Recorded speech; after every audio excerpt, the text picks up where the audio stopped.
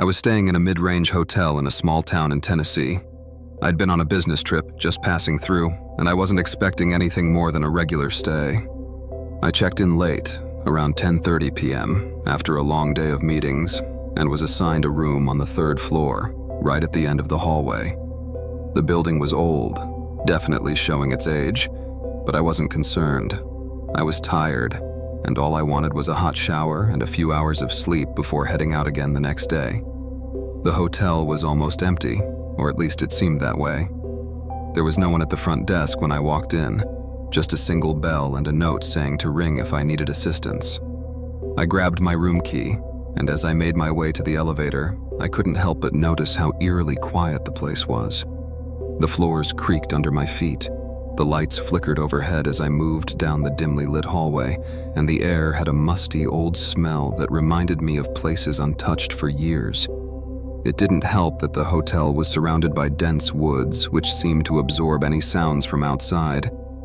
When I got to my room, I found it typical, nothing extraordinary. A king-size bed, a dresser with a small TV, and a window that looked out into the dark woods. I didn't mind. I set my bag down, took a quick shower, and started to unwind. I was lying on the bed, scrolling through my phone when I heard it. A faint knocking sound coming from the wall behind my bed. It wasn't rhythmic or deliberate, more like a soft tapping, almost as if someone was knocking gently from the other side. At first, I thought it was just an old pipe settling or the sound of the wind, but the more I listened, the stranger it felt. I brushed it off, though. Probably just some weird noise from an old building. I turned off the lights, hoping to sleep through the night, but then I heard it again. A tap. This time it was louder, more insistent. I sat up in bed, my heart beginning to race, and turned my head toward the wall. The tapping continued, almost as if someone was trying to get my attention. I couldn't ignore it now. I got up and walked over to the wall, pressing my ear against it, but there was nothing. No signs of anyone or anything that could explain the sound. I backed away slowly and turned back to the bed. But just as I did, I saw a shadow out of the corner of my eye, darting across the far corner of the room. I froze, staring at the empty corner, trying to make sense of what I'd just seen. But when I turned on the light, nothing was there. Now I was truly unnerved. I pulled the blanket tighter around myself and tried to convince myself it was just my imagination. But the strange thing was, the sounds hadn't stopped. They were still there, echoing from the walls. Not loud enough to be a clear knock, but just enough to make me feel like I was being watched. An hour passed before I finally decided to call the front desk, hoping for some explanation. The woman who answered was pleasant, but sounded a little too cheerful for the hour. I asked her if there was something going on in the hotel, maybe construction or repairs. She paused, and after a long moment, she replied, "No, sir. We don't have any workers here tonight. Are you sure you're okay?" I told her about the noises, the tapping from the wall. She was silent for a while, and I started to wonder if I'd just called the wrong person.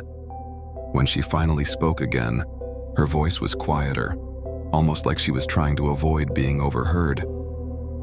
"Sir, I don't know how to say this, but please don't open the door to your room tonight. Don't interact with anyone, no matter what you hear." I was confused. "What do you mean? I'm just hearing some noises in the wall." "Please trust me." She cut me off, her voice almost pleading. "There's nothing wrong with your room, but there's something unusual about it. Please lock the door and stay inside until morning. You'll be fine. Just wait until the morning." I didn't know what to make of it. Was she messing with me? Maybe it was a prank, but her tone was so sincere that it felt real, and that made it worse. I hung up the phone, locking the door as tightly as I could and pushing a chair up against the handle. But that didn't stop the sounds. They were still there, a slow, deliberate tapping, now accompanied by soft whispering. It was as if someone was trying to communicate, but I couldn't make out any words. The hours dragged on, and I couldn't shake the feeling that I wasn't alone in the room anymore. The tapping grew louder, and then there was a faint scratching sound, like nails dragging along the wall. I glanced at the window, but it was dark outside, the thick trees blocking any light from outside.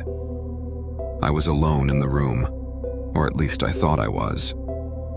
Then, just when I thought I couldn't take it anymore, there was a loud bang on the door. It wasn't the knock of a visitor, but a heavy thud, followed by a low voice calling my name. It was a man's voice, rough and hoarse, almost too quiet to hear. I couldn't make out the words, but the tone was unmistakable. This was not someone who was supposed to be there. I remained frozen, my heart pounding in my chest, trying to ignore the voice that seemed to come from all directions. I slowly backed away from the door, clutching my phone in my hand, ready to dial 911 if things escalated. But before I could move, the voice came again, this time louder, closer, as if it was standing right outside the door, whispering my name repeatedly. Suddenly, the door handle jiggled, and I realized someone was trying to get in. Panic shot through me. I pressed my back to the wall, holding my breath, praying that whoever it was would go away. The jiggling continued for what felt like an eternity before it suddenly stopped. The silence that followed was deafening. I didn't dare move for a long time, but eventually, exhaustion set in. I fell into an uneasy sleep, but it wasn't peaceful. I woke up several times throughout the night, hearing the tapping, the whispering, and even footsteps pacing around the room. Each time I would glance around, hoping to see nothing, but each time, there was always that unsettling feeling that I wasn't alone. By the time morning finally came, I was a wreck. I packed my things quickly, my hands shaking as I tried to get out of the room as fast as possible. I couldn't shake the feeling that something had been in that room with me, something that hadn't wanted me there. When I went down to the front desk to check out, the woman from the night before wasn't there. In her place was a man who barely acknowledged me as I handed over my key. I asked him about the woman who had helped me earlier, but he just shrugged and said she wasn't working anymore. I tried to ask more questions, but he didn't seem interested in answering. I left the hotel feeling more unsettled than ever. To this day, I can't explain what happened in that room, and I never want to go back. But there's one thing I know for sure. That place was not just old, it was haunted. And whatever was there, whatever tried to get in, wasn't human.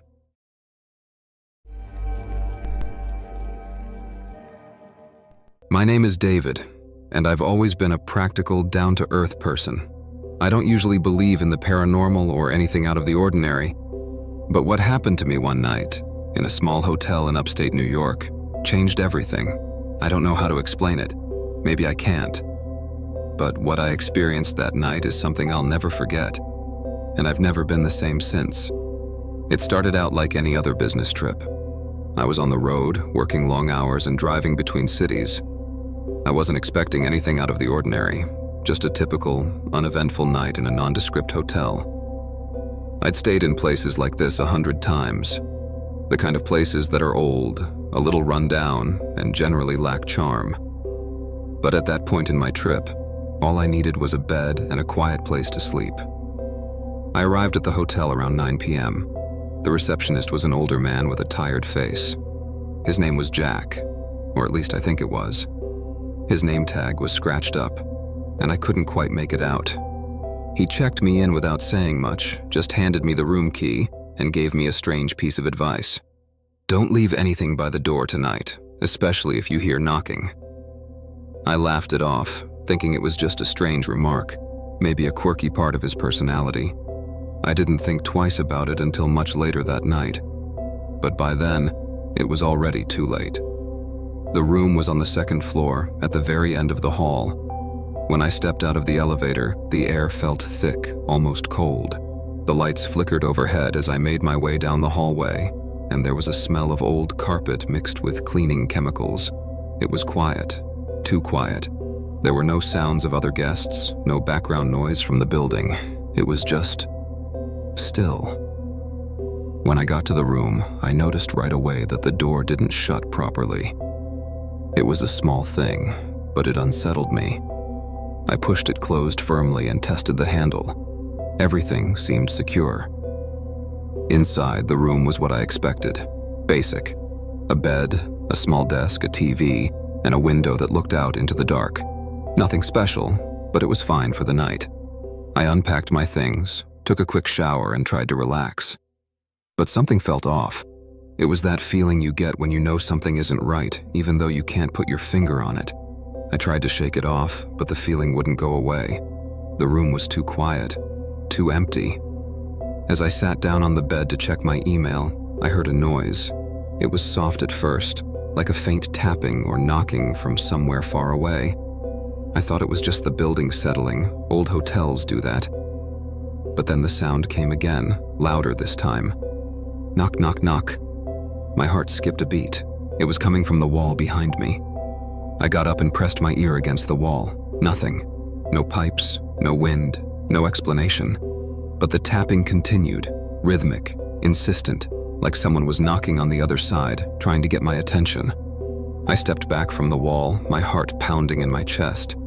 Maybe it was just some weird plumbing issue, or maybe there was someone in the room next door, but something about it felt wrong.